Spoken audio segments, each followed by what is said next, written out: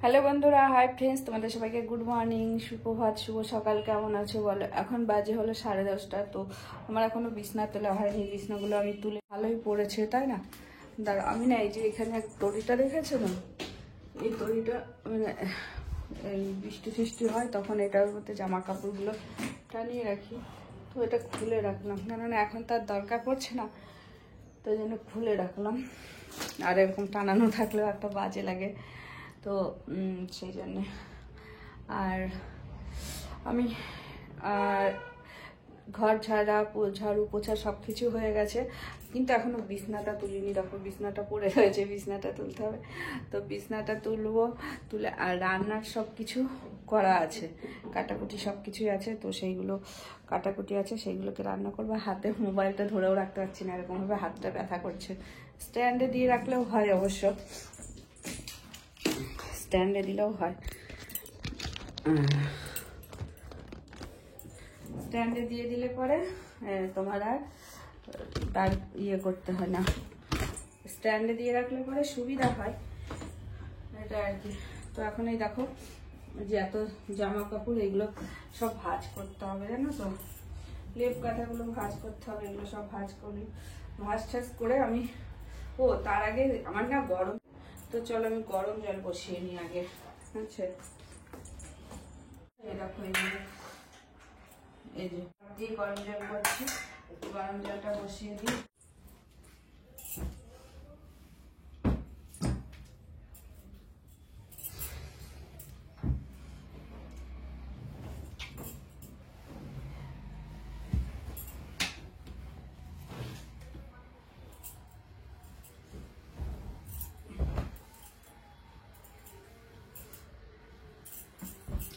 এগুলো আমার daily blog, এগুলো আমার ডেলি ব্লগ, ডেলি কাজের মধ্যেই পড়ে, ঠিক আছে? তো তোমরা যারা আমার ভিডিও দেখছো তাদেরকে অনেক অনেক ভালোবাসা, অনেক ধন্যবাদ। এইভাবে তোমরা যেভাবে আমাকে সাপোর্ট করছো, এইভাবে সাপোর্ট করো, ঠিক আছে?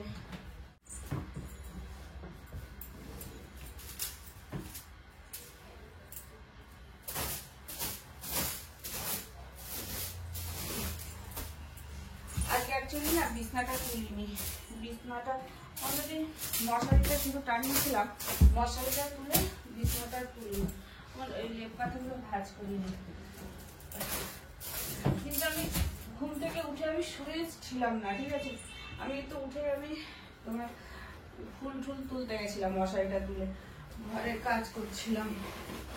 কিন্তু কি বলতো, তাও তাও যাই হোক কোনো কারণে আমি বিছনাটা তুলতে পারিনি। তুললাম, মাদুরটা পেতে দিলাম। ওইদিকে জল গরম বসিয়ে দিয়েছি, জলটা গরম হতে তো টাইম, সেই জন্য। এটা ছেলে আমার ছেলের, জানো তো? ওর এখন গায়ে হয় না, সেই জন্য আমি ওরটা করি।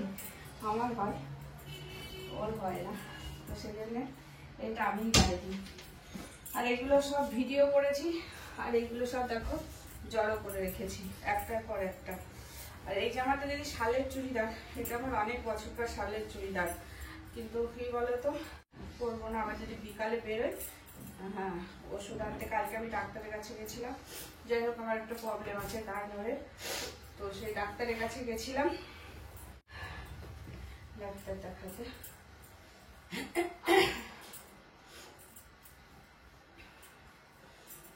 তো আমাকে এখন এই ট্রিটমেন্টটা লং ট্রিটমেন্ট করে দিতে হবে, জানো তো? মানে ওষুধ খেয়ে যেতে হবে। আমি তোমাদের সামনে চলে এসেছি। এখন আমি বাঁধাকপি রান্না করবো, আর এদিকে বাঁধাকপির জন্য সব কাজে আলু, এই যে আলু টমেটো সব আছে, কাটা রয়েছে, হয়ে গেছে সবকিছু।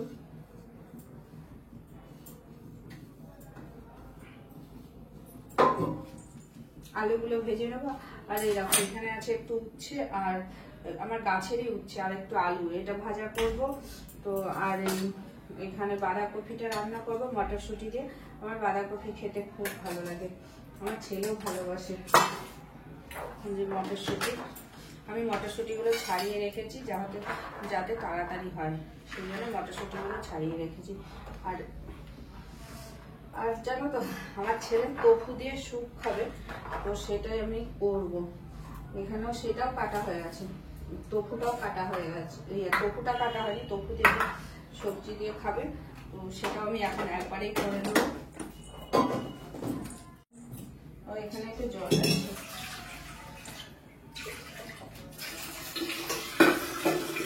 স্যুপ হবে, তো স্যুপের জন্য আমি টমেটো, পেঁয়াজ, তারপরে ক্যাপসিকাম দিইনি, বিনস, গাজর, এগুলো সব পেঁয়াজ, এগুলো সব দিয়ে দিয়েছি। তো এগুলো আমি এখন এগুলো প্রেসারে সিটি দেবো। সিটি দেবো, সিটি দিলেই হয়ে যাবে। আর নামানোর আগে একটু ধনে পাতা দিয়ে দেবো। আমি একসাথেই চারিদিকে রান্না করছি, না হলে আমার এদিকে লেট হয়ে যাবে। এদিকে বাঁধাকপিটা ভেজে নিচ্ছি। আর জানি না তোমরা কে পছন্দ করো না করো। আর এই যে কচু একসাথে আমি সবগুলো বসিয়ে দিচ্ছি, একসাথে করবো, না হলে আমার লেট হয়ে যাবে। আমার টফু খেতে ভালো লাগে না, আমার ছেলে আবার খুবই ভালোবাসে, বলে অনেক উপকার আছে টফুতে, টফু খাওয়া খুবই ভালো, আমি টফু খাবো, আমাকে স্যুপ করে দেবে টফু। টফুর কালারটা দেখেছো? টফুর কালারটা কিন্তু একটুখানি অন্যরকম কালার হয়। টফুটা অ্যাকচুয়ালি আমি দেখলাম সোয়াবিনের দুধ থেকে টফু তৈরি হয়। সয়াবিন আছে না, সয়াবিনের বীজ থেকে যে দুধ হয়, সেই দুধ থেকে টফুটা তৈরি হয়। কাঁচিটাও সমান, কাঁচিটাতে নাই ধার।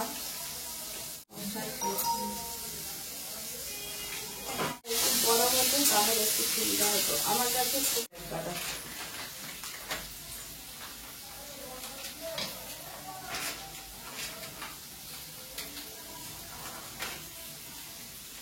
এই টফু একটু রেখে দেবো না পুরোটা দিয়ে দেবো? তো ভাবছি টফুটা একটু ভেজে নেবো, ভেজে তারপরে আলুটা ভাজা হয়ে গেল। এবার একটু আমি টফুটা ভেজে নিই, আর একটু ঘি দিয়ে ভাজি, একটু ঘি দিয়ে টফুটা ভেজে নিই। আমি না তোমাদের সাথে এত বড় রান্নাটা শেয়ার করবো না, কেননা অনেক বড় ভিডিও হয়ে যাবে, তাই জন্য আমি এত বড় হয়ে যাবে বলে আমি তোমাদের সাথে পুরোটা শেয়ার করছি না। দিয়ে তারপরে ঘেটে আমি টফুটাকে দেবো, দিয়ে ওইগুলোকে একসাথে দিয়ে তারপরে একটু আদা জিরে বাটা দিয়ে সম্বাদ দিয়ে দেবো। এরকম ভাবে আমি করবো, একটু বাটার দিয়ে একটু সম্বাদ দিয়ে দেবো, এরকম করে করবো টফুর স্যুপটা করবো। তো এই যে সিদ্ধ করা হয়ে গেছে, সিদ্ধ দিয়ে নিয়েছি, এর মধ্যে আমি ভেজে রাখা টফুগুলো দিয়ে দিলাম। এর মধ্যে কাঁচা আদা জিরে বাটা সেটাই দিয়ে দেবো, কাঁচাটা দেবো, ঠিক আছে। আর এর মধ্যে দেবো একটুখানি কি বলতো, আর একটু জল দিই,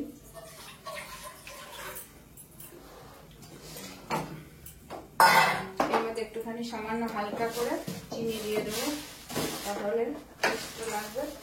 আর ধনে পাতাটা খাবার আগে যদি খায় তাহলে দেবো, না হলে ধনে পাতা দেবো না, যদি খাই তো তাহলে ধনে পাতাটা দিয়ে দেবো। দেবো এই যে বাটার, তো আমি একটু বাটার দিয়ে দিচ্ছি এর মধ্যে, প্রেসার কুকারের মধ্যে। এখানে সব ছড়িয়ে নিয়ে বসেছি, ওইদিকে আবার তোমার ভাজা হচ্ছে, উচ্ছে, একটু আলু ছিল সেইটা, আর এইদিকে এগুলো, মানে পুরো সব একদম চারিদিকে ছড়িয়ে নিয়ে বসে আছি। তো এই যে একটু রসুন থেতো করে দিয়ে দিলাম,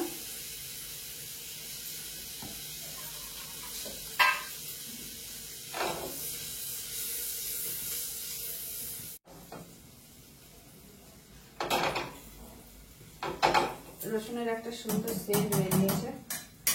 তো এবার আমার এই যে টফুর স্যুপটা রাখা আছে এটা দিয়ে দেবো। আরো আমার ছেলে হলো গোলমরিচ খায় না, তাহলে একটু গোলমরিচ দিলে আরো ভালো লাগতো। তো হয়ে গেছে, এবার ওকে আমি দেবো। আমি বললাম যে তুই খাবি কি, বললো তাহলে হয়ে গেছে। আমি বললাম হ্যাঁ, বলে একটুখানি দাও তাহলে আমি টেস্ট করে দেখি। হয়ে গেছে, আমি এই গ্যাসটা নিভিয়ে দিলাম, এই যে ঢেলে দিলাম। মানে খেয়েছে কি জানি না, তোকে স্যুপ বুঝেছে, সবই দেওয়া হয়েছে। এবার ওকে আমি দিয়ে আসি, আর যদি একটু বিট নুন লাগে তাহলে একটু বিট নুন দিয়ে খাবে, দিয়ে আসি একটু। তোমাদের এই যে টফু, ঠিক আছে, টফু দিয়ে শুন, আর এটা ওকে দিচ্ছি, দিয়ে আসি, ঠিক আছে। আর ওকে জিজ্ঞাসা করি খেয়ে কেমন হয়েছে।